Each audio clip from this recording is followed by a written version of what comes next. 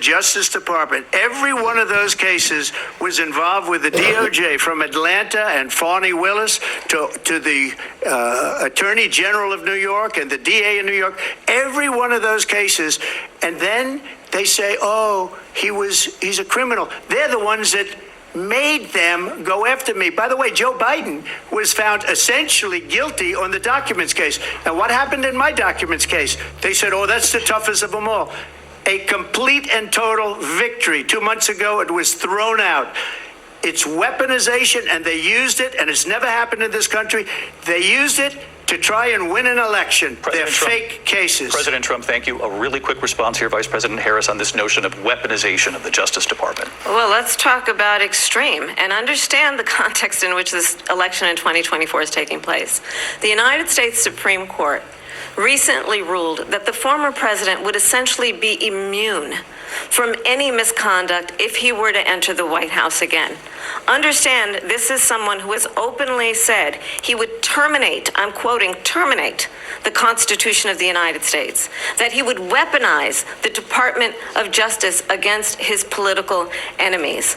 Someone who has openly expressed disdain for members of our military. Understand what it would mean if Donald Trump were back in the White House with no guardrails, because certainly we know now the court won't stop him. We know J.D. Vance is not going to stop him.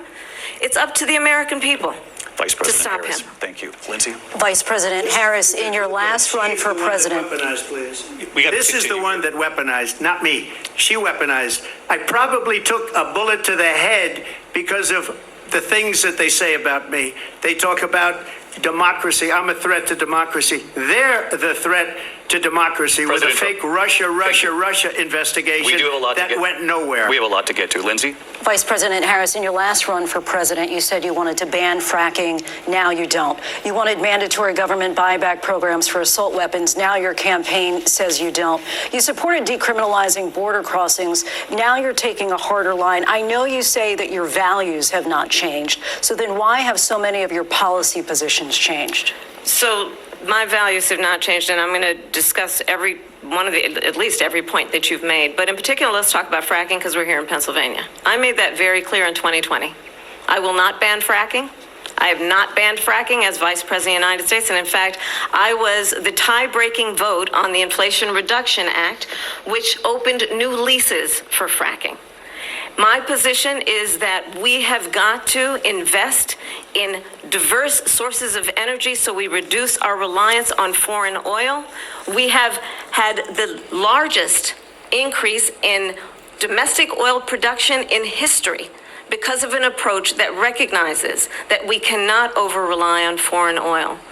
As it relates to my values, let me tell you, I grew up a middle-class kid raised by a hardworking mother who worked and saved and was able to buy our first home when I was a teenager.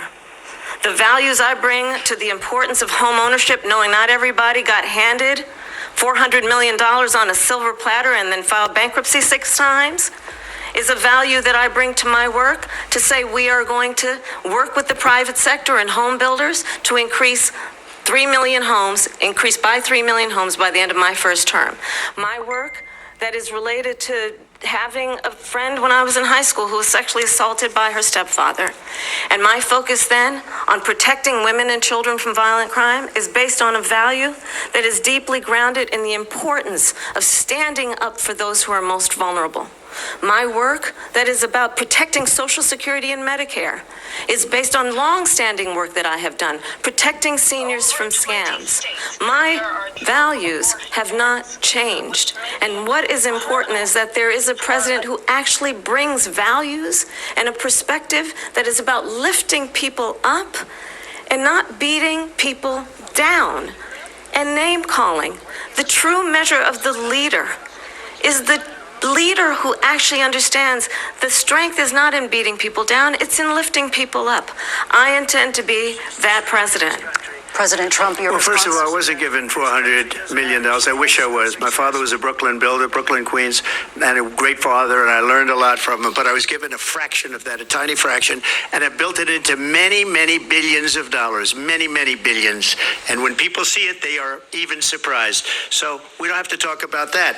Fracking, she's been against it for 12 years. Gave all that stuff up very wrongly, very horribly, and everybody's laughing at it, okay? They're all laughing at it. She gave up at least 12 and probably 14 or 15 different policies. Like, she was big on defund the police. In Minnesota, she went out, wait a minute, I'm talking now, if you don't mind, please. Does that sound familiar?